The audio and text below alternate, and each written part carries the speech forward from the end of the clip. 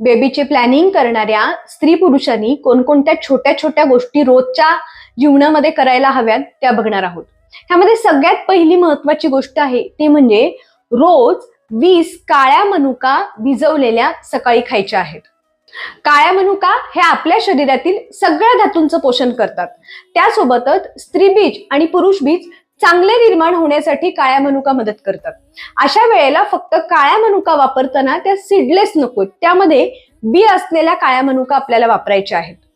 ह्यानंतरचा दुसरा महत्वाचा नियम म्हणजे स्त्री आणि पुरुष दोघांनीही रोज सकाळी 12 सूर्यनमस्कार घालायचे आहेत. सूर्यनमस्कार हा सर्वांगीण व्यायाम प्रकार आहे. त्यामुळे शरीरामधील प्रत्येक अवयवाचे पोषण चांगले होते आणि रक्तप्रवाह चांगला होतो. त्यामुळे स्त्रीबीज आणि पुरुष बीजालाही रक्तप्रवाह ह्यामुळे चांगला होतो. जर सूर्यनमस्कार जमत नसतील तर योगासने करावीत आणि त्यासोबतच प्राणायाम केला तर त्याचाही फायदा नक्की होतो.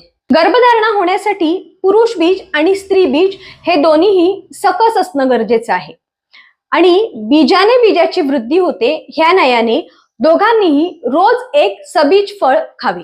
सबीज म्हणजे ज्यामध्ये बी आहे अशी फळं, ज्यामध्ये डाळिंब आहेत किंवा सफरचंद आहे. ही जर फळं रोज खाल्ली तर त्यामुळे बीजाला पोषण चांगले होते आणि गर्भधारणा होण्यासाठी मदत होते. आणि चौथी आणि शेवटची टीप म्हणजे तुम्हाला ज्या गुणांचे किंवा ज्या स्वभावाचे बाळ पाहिजे आहे त्या गुणांचे आणि स्वभावाचे आचरण आपण गर्भधारणेचं प्लॅन करण्याच्या आधी 3 महिने आधीपासून करायला हवं, तर आपल्याला त्याच गुणांचे आणि स्वभावाचे बाळ मिळते. त्यामुळे आपला पुढचा त्रास कमी होतो आणि आपल्याला पुढच्या आयुष्यामध्ये सुख मिळते.